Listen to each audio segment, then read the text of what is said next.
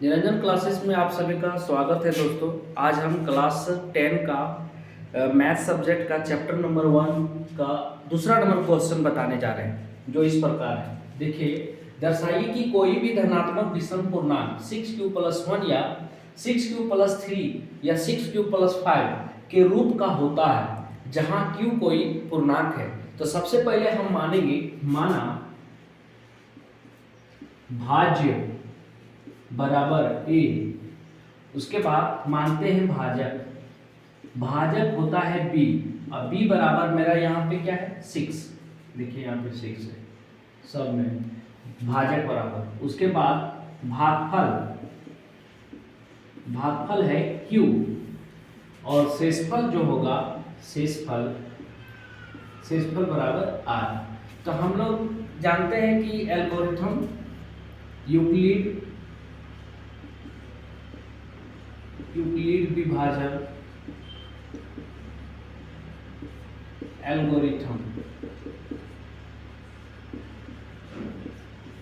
से ज्ञात करेंगे। इसको कैसे ज्ञात करेंगे, देखिए यहाँ पे फॉर्मूला होता है ये बराबर 6q प्लस r। यहाँ पे देखिएगा शेषफल जो होता है ना 0 से बड़ा होता है या बराबर होता है, लेकिन भाजक से हमेशा शेषफल छोटा होता है।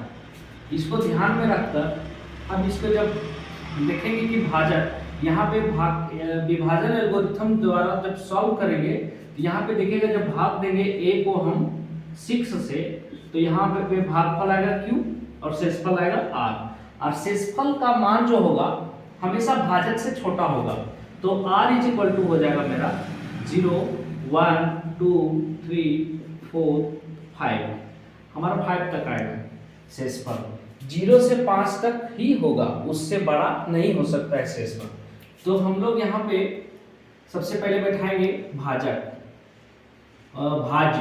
मेरा क्या है ये है, तो ये बराबर होगा 6q प्लस, जब हम लेंगे शेषफल बराबर 0 शून्य, तो इसका मान क्या आएगा 6q।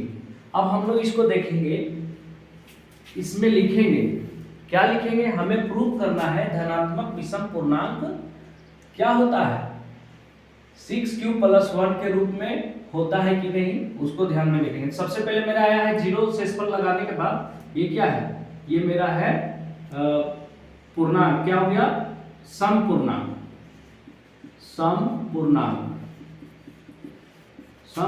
हुआ जो 2 से विभाज्य है। अब नेक्स्ट इसमें लेंगे दूसरा चरण में, प्रथम चरण हो गया भाज्य के स्थान पे मेरा ये लिखे थे, अब हम कंटिन्यू इसी में चलेंगे। अब दूसरा चरण में होगा 6q प्लस, अब r का मान रखेंगे फिर से 1। हम r का मान क्या माने थे 0 1 2 3 4 5। तो सबसे पहले 0 का काम हो गया, तब 1 का काम होगा, तो यहाँ पे 1 रखें, तो इसका वैल्यू हुआ। अब इसको हम जोड़ेंगे तो सेम यही वाला आएगा, तो इसको हम लिख सकते हैं विषम पूर्णांक जो 2 से अविभाज्य है। इस तरह इसलिए होता है कि देखिए 6q+1, अगर हम q कोई पूर्णांक है तो पूर्णांक के स्थान पे हम कुछ भी यहाँ पे लिखते हैं, धनात्मक पूर्णांक है तो हम q के जगह पे 1 या 1 बैठाए, तो इसको गुना करने पर मेरा क्या आता है 6 को 1 से गुना करेंगे तो 6 आएगा प्लस 1 = 7। ये मेरा धनात्मक पूर्णांक है, लेकिन ये 7 क्या है विषम है, इसलिए हम इसको लिखे हैं 6q+1 विषम पूर्णांक जो 2 से अविभाज्य है। यहाँ पे q के स्थान पे कोई भी नंबर बैठाने से हमारा विषम ही आएगा। तो नेक्स्ट अब देखेंगे शेषफल दूसरा के लिए। यहाँ पे देखो ये = 6q प्लस शेषफल के जगह पे 2 रखेंगे। अब यहाँ पे क्या होगा, जैसे यहाँ पे रखें तो ये हो गया मेरा समपूर्णांक जो 2 से विभाज्य है। नेक्स्ट ये हमारा जितना भी है ये सब धनात्मक पूर्णांक है। ये जो लिखते जा रहे हैं ये क्या है, धनात्मक पूर्णांक। धनात्मक पूर्णांक को इसको मिटा देते हैं, तो ये धनात्मक पूर्णांक जा रहा है। अब यहाँ पे देखिए, इसको हम इस तरह भी लिख सकते हैं 1 2 3। अब फोर्थ चरण में यहाँ पे जाएंगे 6q प्लस 3। अब शेषफल हम फिर से 3 बैठा रहे हैं शेषफल के स्थान पर, तो ये विषम पूर्णांक हो जाएगा। विषम पूर्णांक जो 2 से अविभाज्य है। बारी बारी इसको लिखते जाएंगे। उसके बाद फिर हम क्या करेंगे, फिफ्थ में जो शेषफल 5 मानेंगे तो उसमें 6q प्लस 4। देखिए 1 2 3 4 5 6। यहाँ पे देखिए हम अगर पहला धनात्मक पूर्णांक में 0 लगाएं, फिर 1 लगाएं, फिर 2 लगाएं, फिर 3 लगाएं, फिर 4 लगाएं। इसमें से देखिए जब 0 लगाए थे तो वह सम पूर्णांक आया था, जब 1 लगाए तो विषम पूर्णांक हुआ, फिर जब 2 लगाए शेषफल का मान 2 तो सम पूर्णांक हुआ, फिर 3 में विषम, और फोर्थ में भी मेरा हो जाएगा सम पूर्णांक जो 2 से विभाज्य है। हमें यही सिद्ध करने बोला था क्या, कि 6q प्लस 1 और 6q प्लस 3 और 6q प्लस 5। यहाँ पे देखिए 5 एक तो छूट रहा है, ये 6 धनात्मक पूर्णांक A6 में 6q प्लस 5 और 5 क्या है, विषम पूर्णांक। विषम पूर्णांक है जो 2 से अविभाज्य। अब यहाँ पे देखिए ये 6q प्लस 5 अब आ गया। यहाँ पे हमको सिद्ध करने बोला था फर्स्ट, उसके बाद था सेकेंड और थर्ड। ये तीनों क्या है, तीनों विषम पूर्णांक है। विषम पूर्णांक यहाँ पे देखिए धनात्मक विषम पूर्णांक बोला था हमें कि रूप का होता है कि नहीं, तो हम आंसर में लिखेंगे फाइनली अतः धनात्मक विषम पूर्णांक, धनात्मक विषम पूर्णांक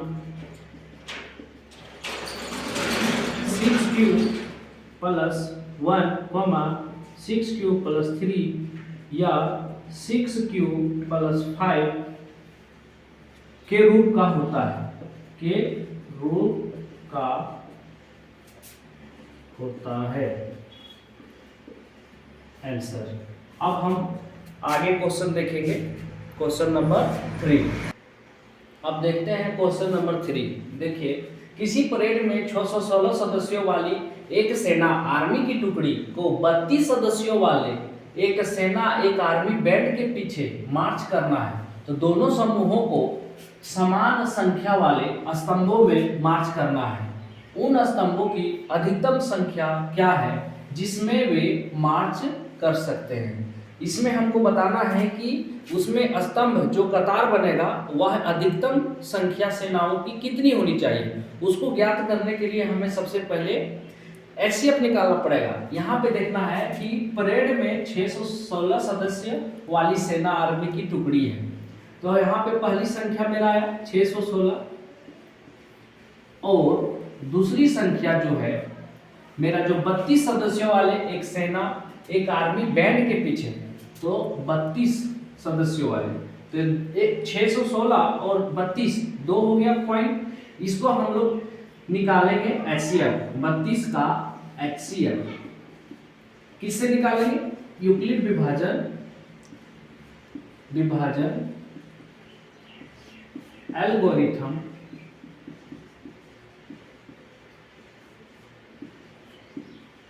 पर में से। अब इसको ज्ञात करना है। यहाँ पे देखेंगे ये is equal to BQ plus R, ये होता है। अब हमारा जो बड़ी संख्या होती है वह भाज्य के रूप में होता है। यहाँ पे देखिए भाज्य इज इक्वल टू भाजक इनटू भागफल प्लस शेषफल। यहाँ पे देखिए हमारा भाजक कौन हुआ 616 और भाजक क्या हुआ 32।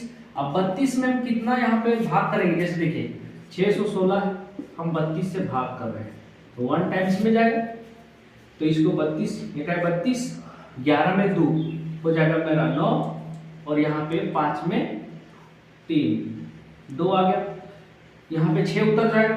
अब इसको हम फिर 9 से लगाएंगे, 9 दूना 18, हाथ में 1, 9 दिया 27 और 1 28। अब इसको घटाएंगे 16 में 8 हो गया, यहाँ पे 0 0 आ गया। अब 8 ये मेरा जो है ये शेषफल हुआ।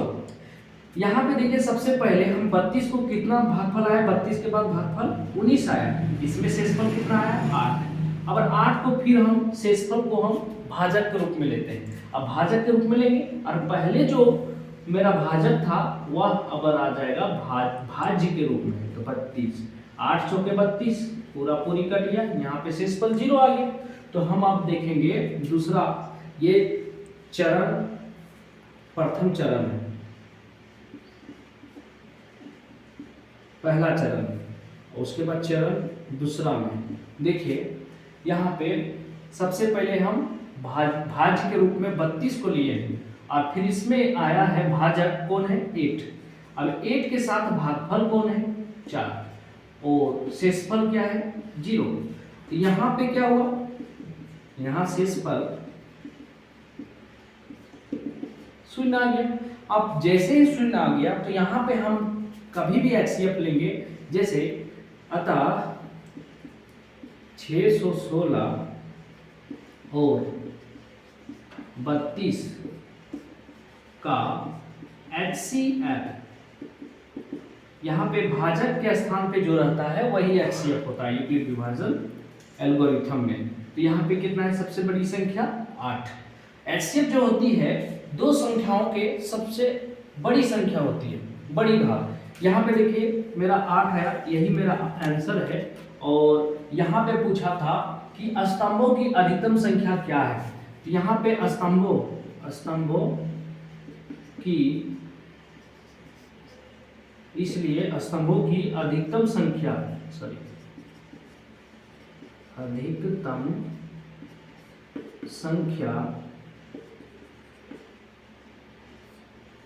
बराबर 8 है आंसर। फाइनली ये आंसर हुआ। चलिए